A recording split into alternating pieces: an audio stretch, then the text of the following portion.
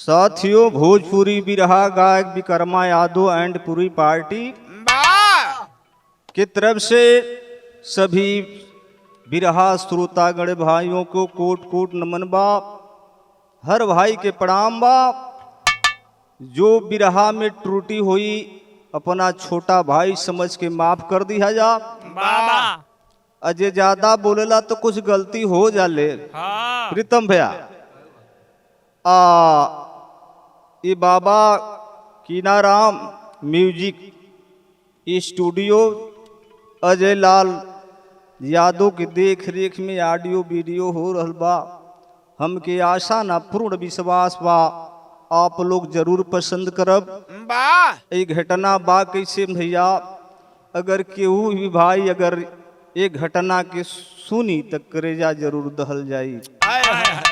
एक कैसन घटना बा मास्टर साहब,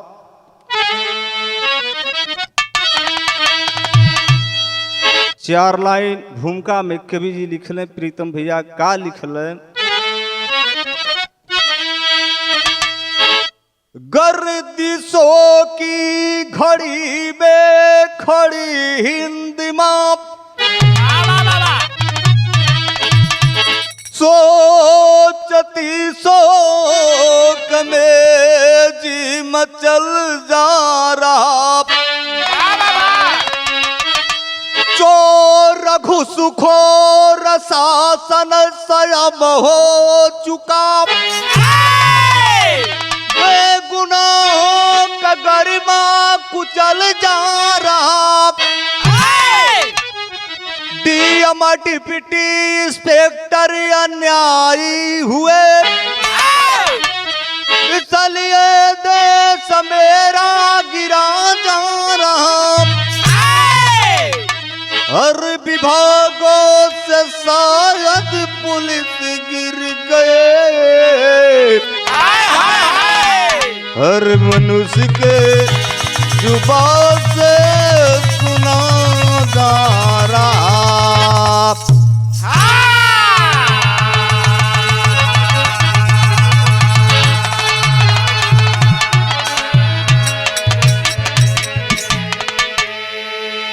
अरे डीएम डिप्टी इंस्पेक्टर अन्यायी हुए, इसलिए देश मेरा गिरा जा रहा। हर विभागों से शायद पुलिस गिर गए, हर मनुष्य के जुबा से सुना जा रहा। ए बाबू, यहाँ एक ठे गीत लगल मास्टर, कोनो टुकड़ा बजना था। वाह वाह वाह मास्टर। देखा हमार मास्टर साहब इशारा करत हूँ भैया, का करत हूँ? अरे माना मेरी जान अरे मुहब्बत सजाए। ए माना मेरी जान मुहब्बत सजाए। मजा इसमें इतना मगर किस लिए है?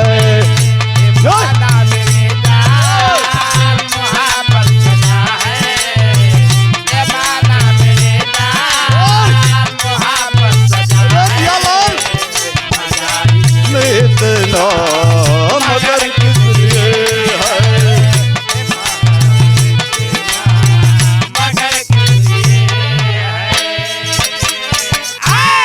लेकिन बड़ा बढ़िया कवि जी भाव लिखले मास्टर। का लिखल है? अरे धरा रो रही है, अरे धरा रो रही है, गगन रो रहा है। धरा रो रही है, अरे गगन रो रहा है। सीख सकती है आंखें, चमन रो रहा है। रो रही है, गगन रो रहा है। तारा रो रही है, गगन रो रहा है। सीख सकती है आंखें, चमन रो रहा है। सीख सकती है आंखें, चमन रो रहा है।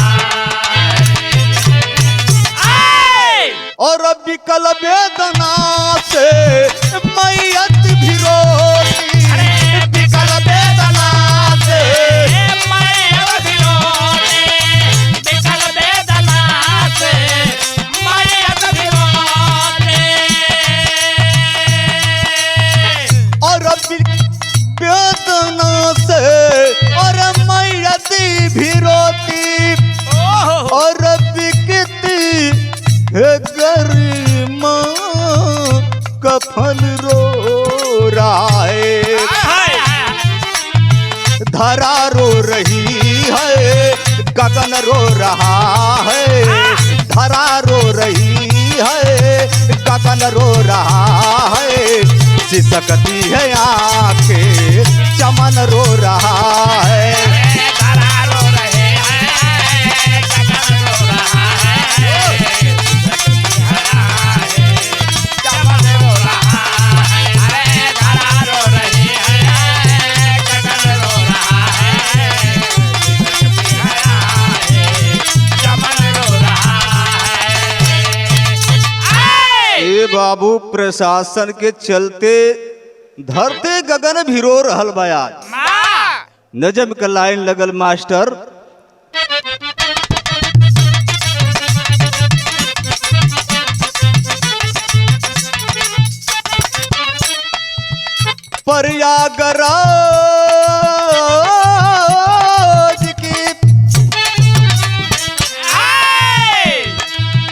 प्रयागराज की दर्द भरी कहानी है, प्रयागराज की दर्द भरी कहानी है, करूँ का कल्पना आंखों में भरा पानी है,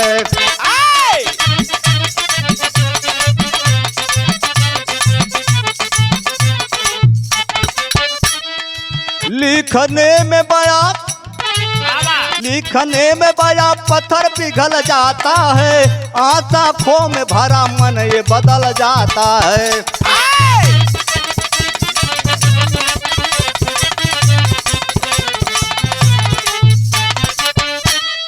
फिर विद्वान जहाँ जन्म लिया करते हैं, फिर विद्वान जहाँ जन्म लिया करते हैं, धरा के कण कण में अनुराग दिया करते हैं,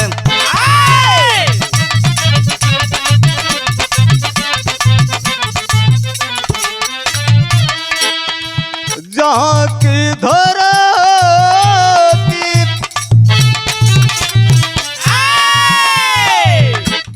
की धरती राम कृष्ण के घरानों का, जहाँ की धरती राम कृष्ण के खानदानों का, तहाँ के मानो काम कर रहे शैतानों का,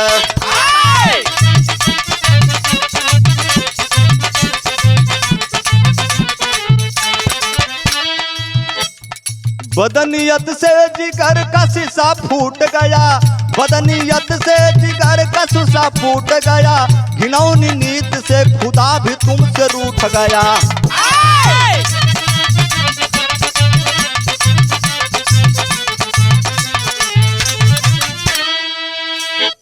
ए बाबू घिनौनी नीत से खुदा भी तुमसे रूठ गया। कहानी ये से स्टार्ट बा, ई कहाँ के घटना मा भैया देखा मास्टर साहब, और तीर्थ पार आगे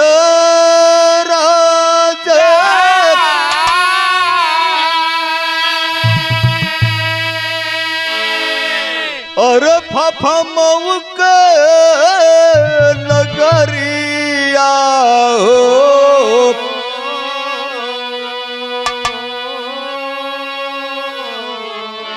और गोहरी गौआ के बाबू सुनीला जी करिया,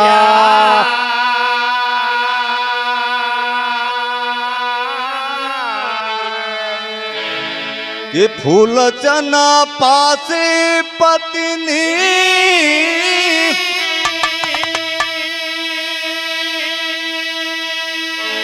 ए बाबू मीनू के गोदिया में,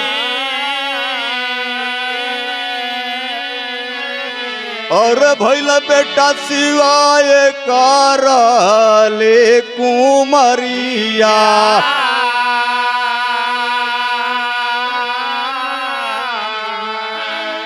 ये दिनवा गरीबियों में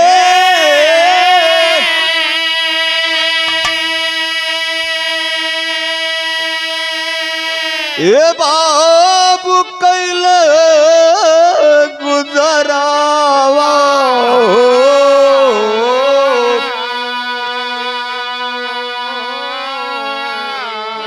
और कोई न सहारा खल दर दर का ठोकरावा।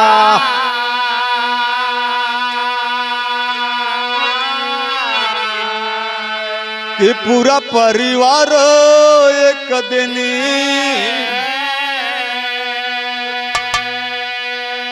ए बाबू पूरा परिवार एक दिन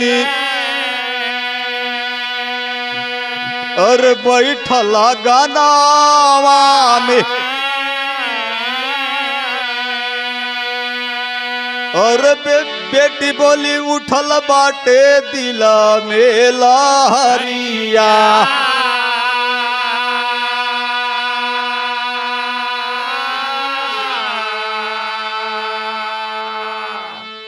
ये बाबू प्रयागराज में ये देखा ये घटना बाप प्रयागराज में फूलचंद पारसी उनकर पत्नी उनकर 2 ठे औलाद रहल भैया।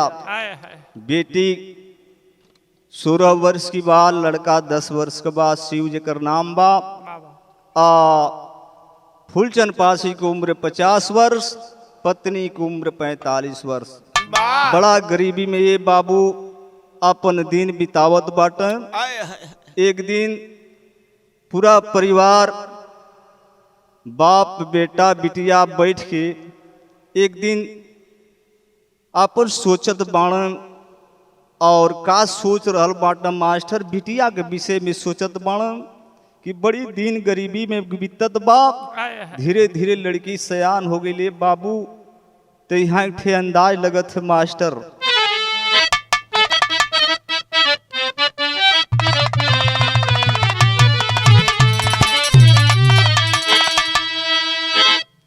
और गवन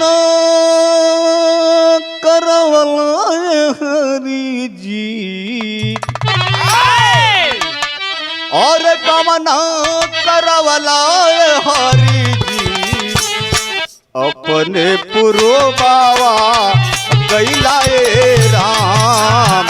अपने पुरो बाबा कैला राम, अपने पुरो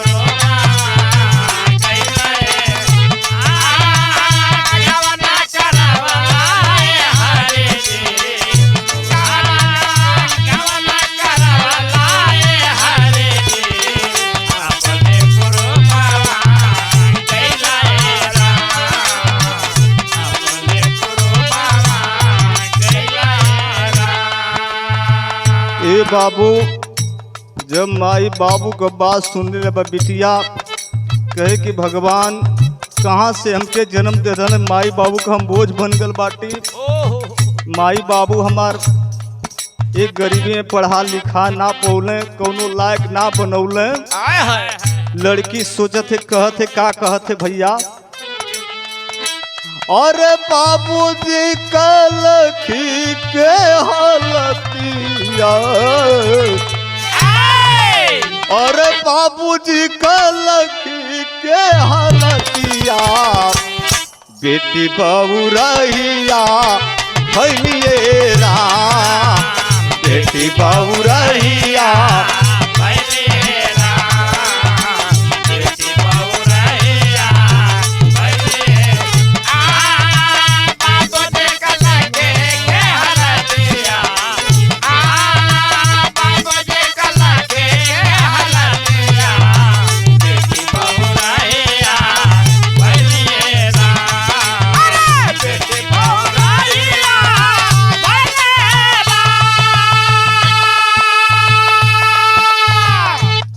बाबू।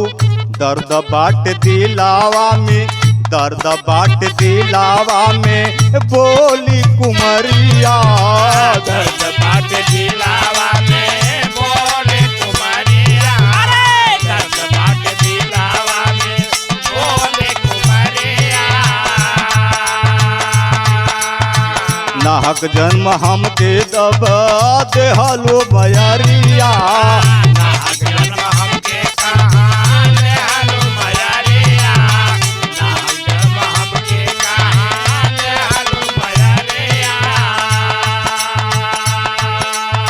अरे कैसे अब सही हम विपतिया, कैसे अब सही हम विपतिया, बेटी बहुराइया भैलिए राम। बेटी बहुराइया भैलिए राम।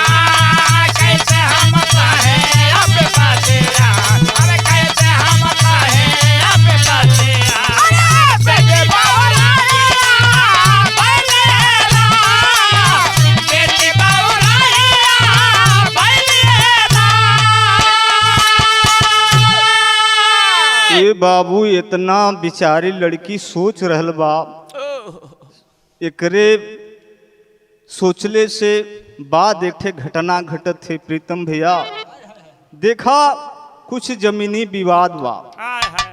ए भैया सामंतवादी एक दिन दरवाजे पर अइले, आय के बड़ी मार मरले। मरले के बाद ए बाबू गांव घर के कोई लोग सहारा ना देलन। उ जात कहाँ बाट ए बाबू? यहाँ एक ठे गीत लगल प्रीतम भैया।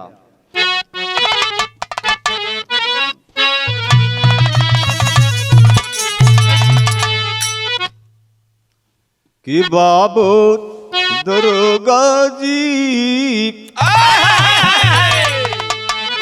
कि बाबू दरोगा जी, रोम फूल चन बहे नयन जल था। बाबू दरोगा जी,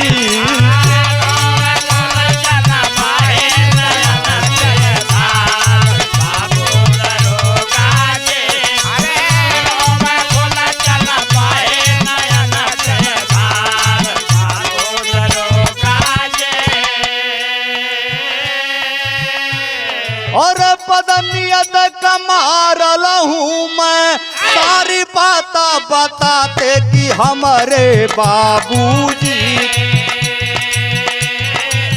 कि हमारे बाबूजी यही भरोसे जिएला मोरा परिवार। बाबू दरोगा जी यही भरोसे जिएला मोरा परिवार।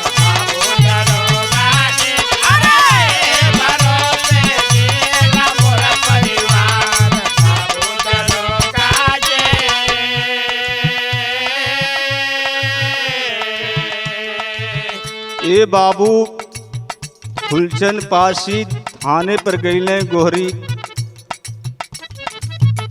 हाफा मऊ के अंतर्गत थाना पड़ेले भैया। जाय के दरोगा जी से हाथ गोड़ जोड़त बाड़ा, रोवत बाड़ा, बिलखत बाड़ा। ये बाबू लेकिन दरोगा जी कोनो सुनवाई ना कैले। बाहर प्रशासन आज दलितों का कहीं सुनवाई ना बाई। बाबू रोवत बिलखात घरे आल बाटे, मन मार के बैठल बाटे। ये बाबू एक थे यहाँ अंदाज बदलत मास्टर साहब हैल का।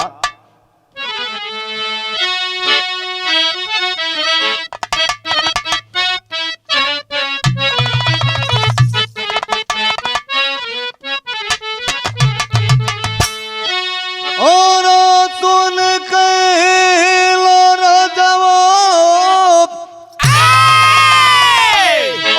सुन कैल रजऊ का चौड़ी गली सुन कैला रजऊ। और मिर्जापुर के कैला गुलजार हो का चौड़ी गली सुन कैला रजऊ।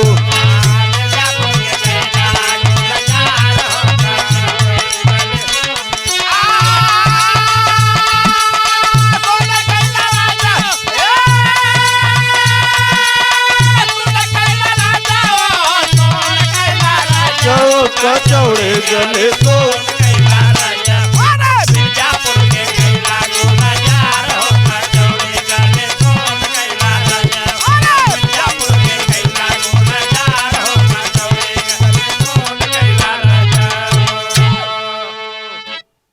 ए बाबू इत लेकिन कवि जी बड़ा बढ़िया भाव लिखल है। का लिखल है? और लजार भइल फूल चने अरे लाचार भैला फूलचन की जग में लाचार भैला फूलचन। अरे कोई नहीं मिलल मददगार होगी जग में बेकार भैला फूलचन। कोई नहीं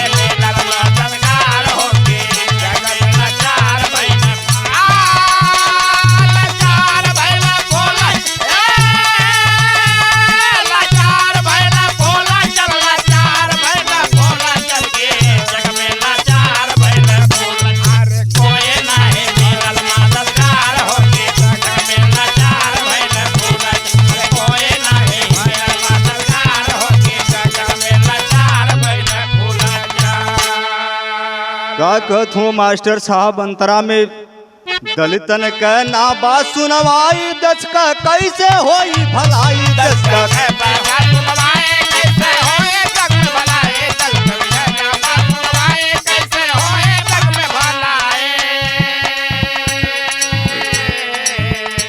दलितन के ना बा कोई सुनवाई देश का कैसे होई भलाई। दलितन के बाना सुनवाई और देश का कैसे होई भलाई। भैला बेकार अब फूलचन भैला लाचार अब चाहे नाही ऐसा सरकार होगी। भैला बेकार आज फूलचन चाहे नाही ऐसा सरकार होगी।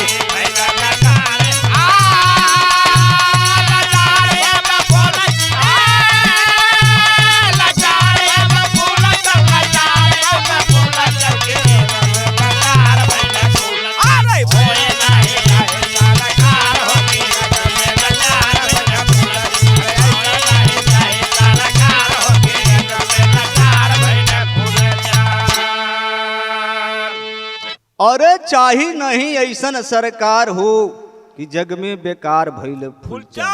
ए बाबू देखा दमंगों के आगे फूलचन एक भी ना चलले बाबू। शासन प्रशासन कुछ ना सुनवाई कैलस कुछ ना सुनवाई कैलस भैया। देखा फिर एक ठे बर्दात कुछ दिन के बाद 2021 में बाबू थाने गईले फिर दरोगा जी कुछ ना सुनवाई कैले।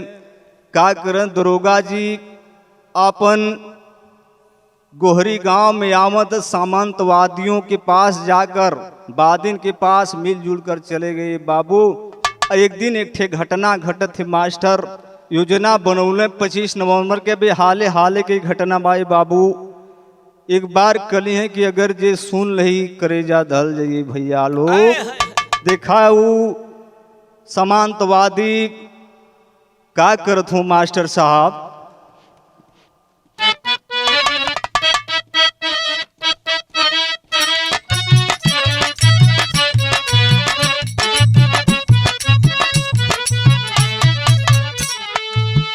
और योजना बना के घुसल कि योजना बना के घुसला घरवा में नतनवा हो कि आधी रतियाना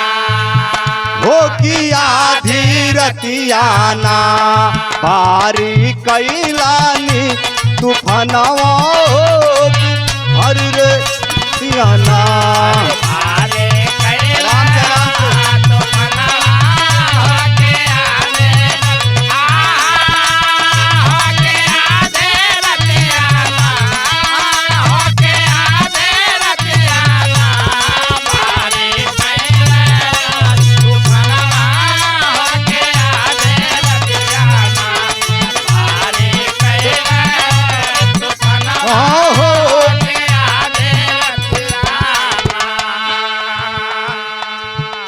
पाई के आवाज जागे फूल चंतौन छनवा हो कि आधी रतियाना कटल पापी का रतनवा धीरे रतियाना पापी का रतनवा धीरे रतियाना।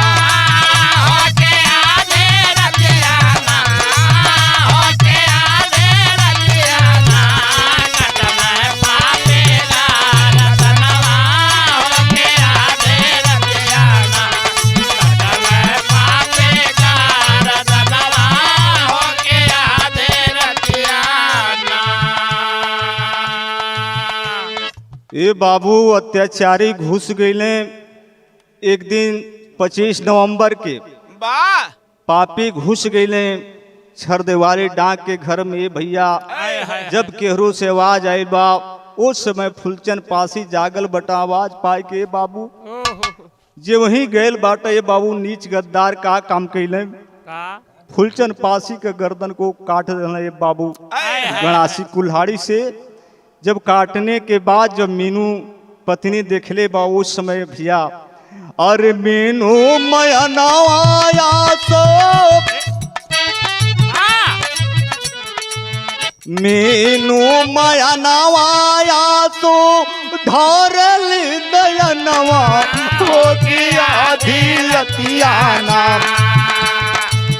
हो किया धीरतियाना ले लया बला कर परदवा किया धीरतियाना ले लया बला कर परदवा किया धीरतियाना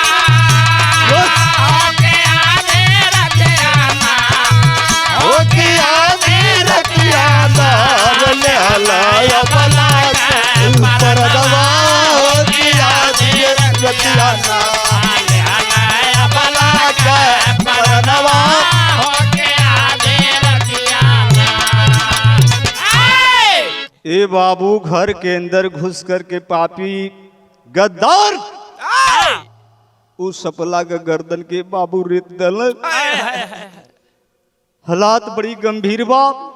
जब वो हालात के बेटवा शिव देखले बा, ए बाबू उस समय के भाव लगल मास्टर साहब।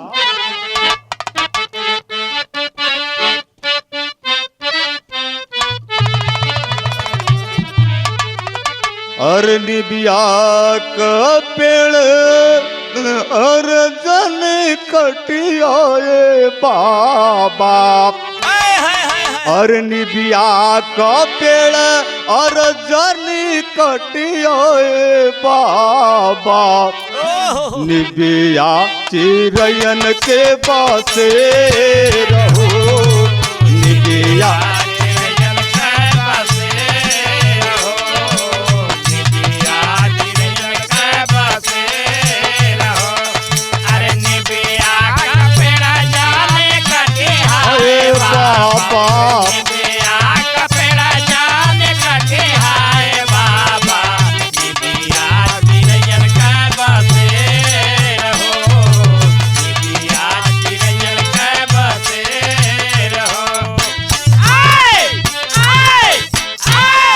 ए बाबू अरे शिव सुगनवा के पकड़े न दनावा, अरे शिव सुगनवा के पकड़े न दनावा, हथावा बेले हथियार, हथावा बेले हथियार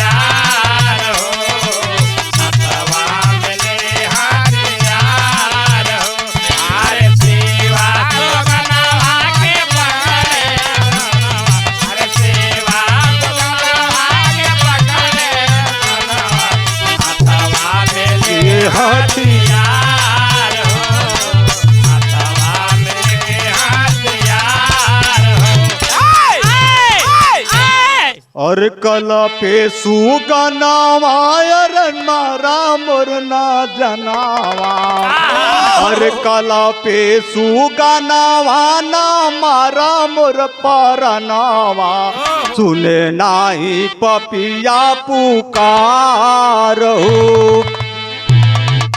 ये बाबू अरे कला पे सुगनावा ना मारा मोर जनावा, सुने नाही पपिया पुकार हो, सुने नाही पपिया पुकार हो, सुने नाही पपिया पुकार हो।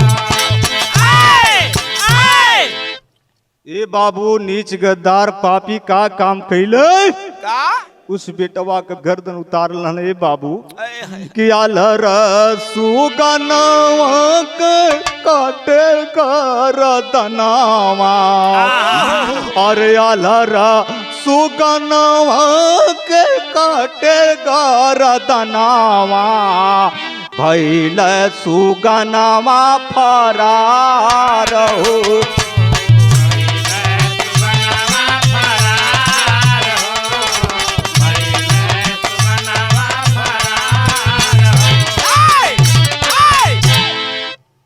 ए बाबू बेटवा के गर्दन काट न नीच गद्दार तनको मया ना आइले बाबू कि बाबू माई भाई कायब मरन लख कुमरिया। अरे बाबू माई भाई का मरन लख कुमरिया रोवेली यारावा के पार हो रोवेली यारावा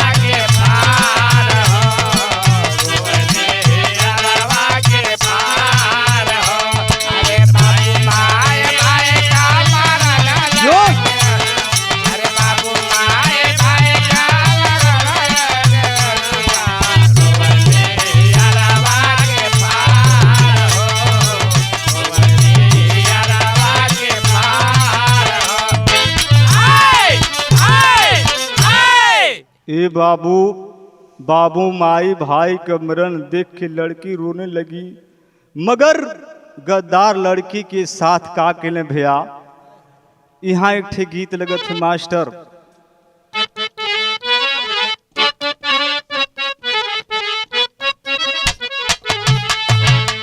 ए बाबू भाई के मरले के बाद नीच गद्दार का साहेब वो लड़की का कपड़ा के घींचे लगले भैया कपड़ा के घींचे लगले वो समय लड़की रो रो कहत बा का कहत बा अरे मारी अरे मारी मारी भैया जानत देबा मारी अरे मारी मारी भैया जानत देबा मारी अरे मारे मारे भैया जानत देबा मारी।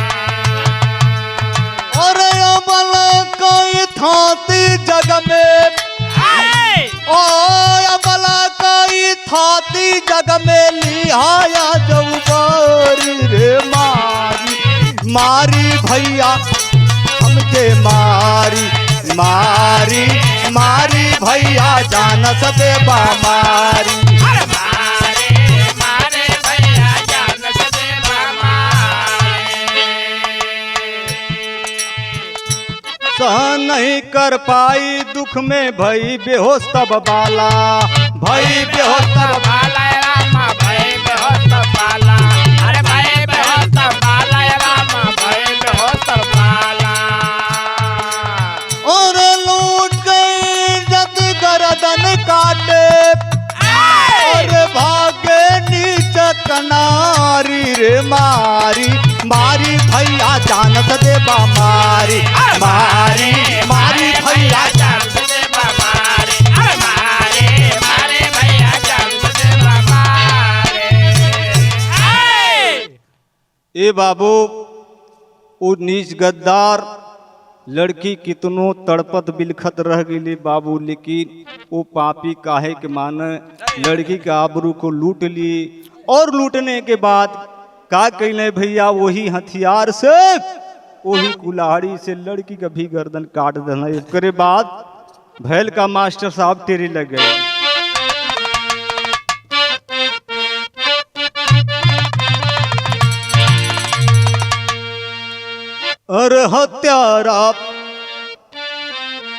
अरे हत्यारा बन के लूटाए बगिया और हत्यारा बन के लूटे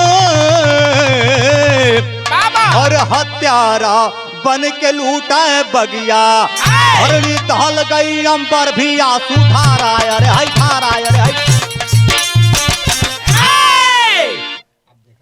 ए बाबू धरड़ी दहल गई अंबर भी आंसू ढारा हत्यारा माँ के लूटे बगिया पाय खबर तब नगर न फांसी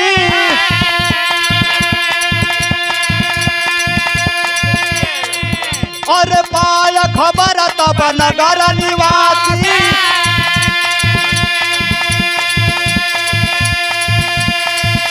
अरे गांव में रोवे आंसू ढार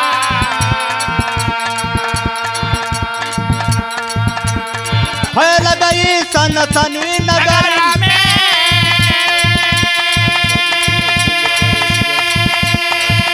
अरे सबके दिल पर गिरल कुठार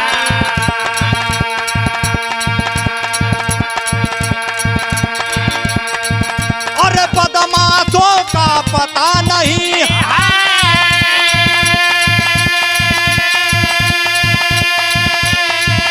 और बदमाशों का पता नहीं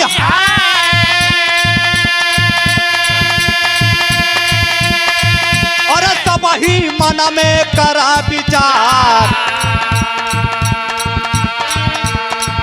अरे भारी भया कोहराम धराम भारी भया कोहराम धराम उजड़ल गुलशन भय गुलजार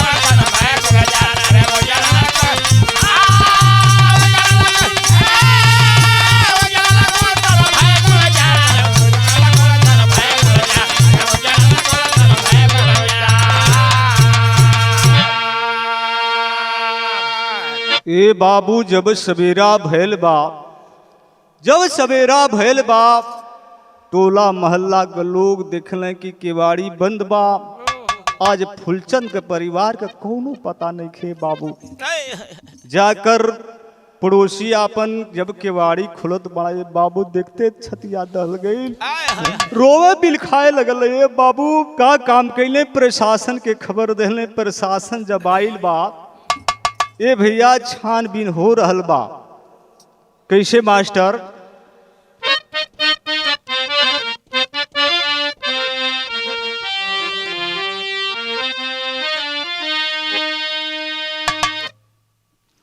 और गौवा कलो गरे कलपैत हो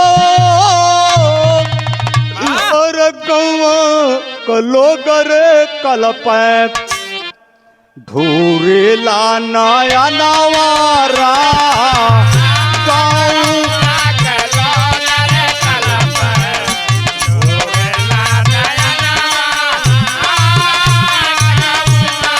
लोग रे कल पर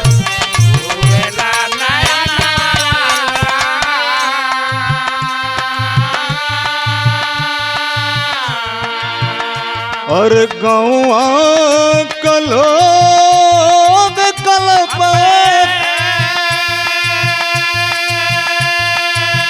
और ढूरला नयन राम ये हो विधाता तोहर ये हो विधाता तोहर कैसन विधन राम हो विधाता तोहर कैसन विधन राम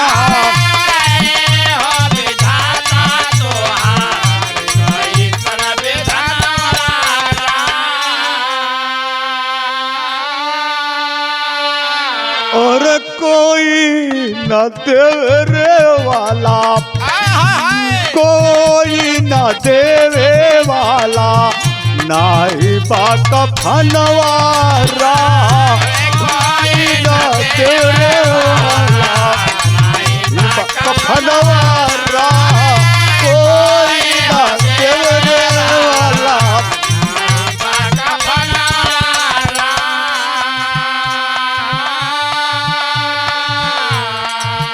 कोई न देवे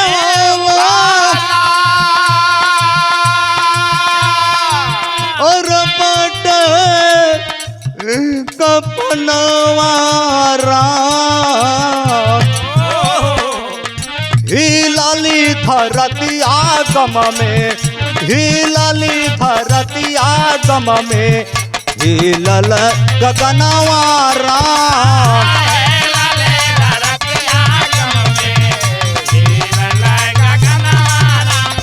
हिलाली धरतिया रे गम में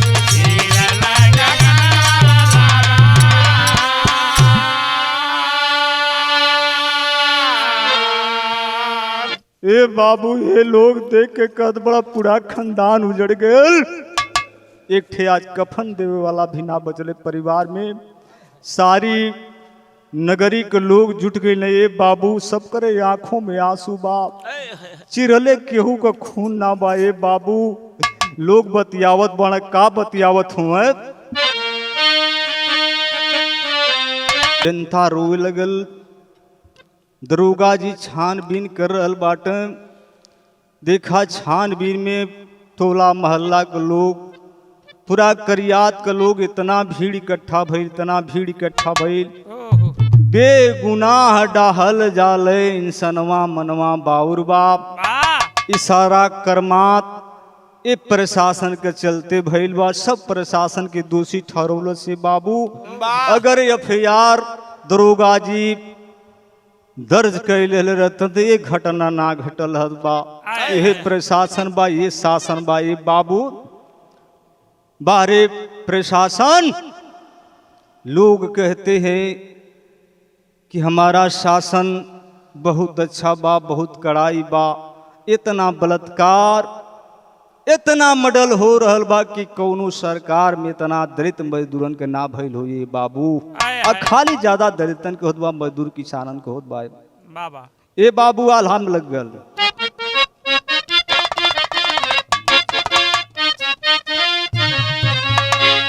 कि गमक दिया नवा गोहरी, गमक दिया नवा गोहरी, गौवा में जली हो गईला।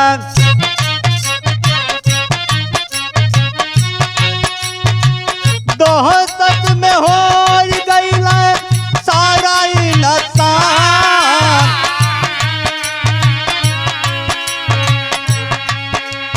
दौलत के लोभी आजा लूटला इज्जतिया भैया।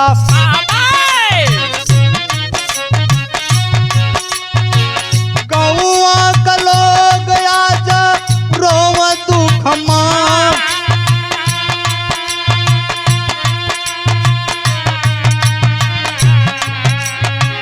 गांधी सुभाष नेहरू सरगवा में रोवे बाबू।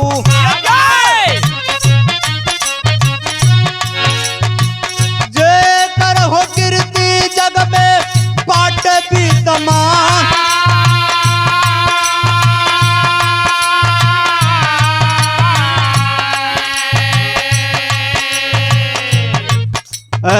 रोबे बाबा साहब जग में लूटली जतिया भैया।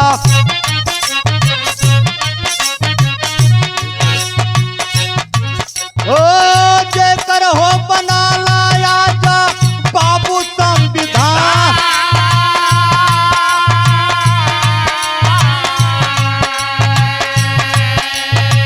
बिस्मिल भगत चंद्रशेखर ऊधम जनिया भैया।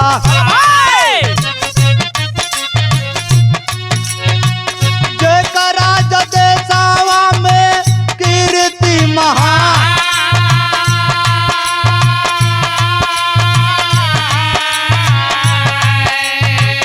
ओही देशवा का आजा बिगड़ल इज्जतिया बाबू।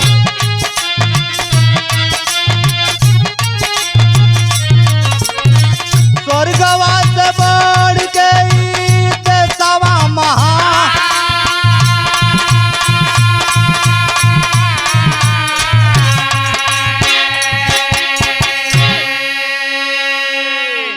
ए बाबू देखा देश के महान भगत चंद्रशेखर। ए बाबू जब आज़ादी के समय आज वो स्वर्ग में भी हम लेकिन आज भी देश के देख के रोत हुई हैं। ये बाबू रो रहे हैं अत्याचार देखकर। बारे शासन बारे प्रशासन के लोग नीच गद्दार। ए बाबू अधिकारी लोग अइले गोहरी गांव में सबुर संतोष देत बाटे। मुआवजा मिली। जब परिवरवे ना बाए बाबू तो मुआवजा का होई। देखा खड़ी मिली कवि जी के लिखे के परल मास्टर साहब।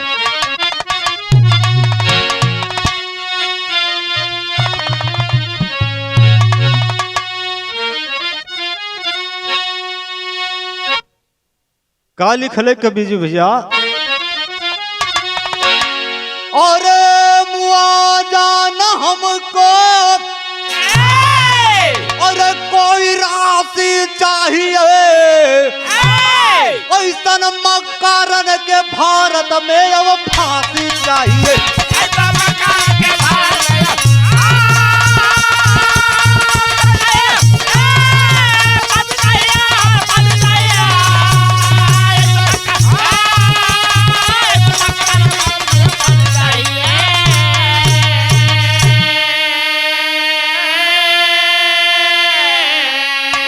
और देशवा का हमरे आज बिगड़ल हालात हो, अमल जू गरीब बन का सुने ना कोई बात हो, और देश में ना ऐसन कोई सत्यानाशी चाहिए,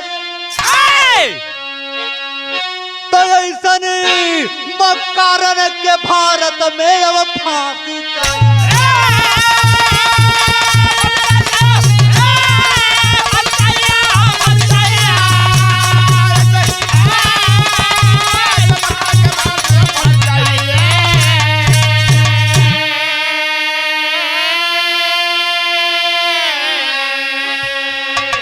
अरे मुआवजा न हमको कोई राशि चाहिए, ऐसे मकान के भारत में अब फांसी चाहिए। अरे वाह! ए बाबू प्रशासन के लोग, चाहे नीच कमीना गद्दार को फांसी की सजा होनी चाहिए। यह जनता मांग कर रहा बा। ये बाबू हमन के धन दौलत राशि का हुई जब पूरा परिवार उजड़ गई बाबू। अरे मिली नहीं न्याय अब की, अरे मिली नहीं न्याय अब की, बदली सरकार हो, देशवा का राजनेता भइला गद्दार हो।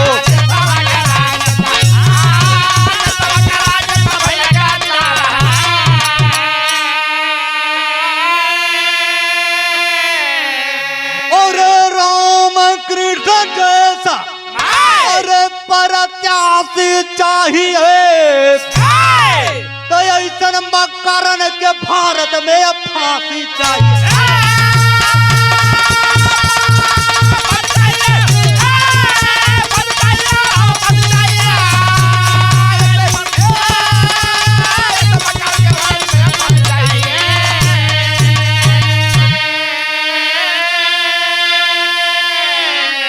और ऐसा मकान के भारत में अब फांसी चाहिए।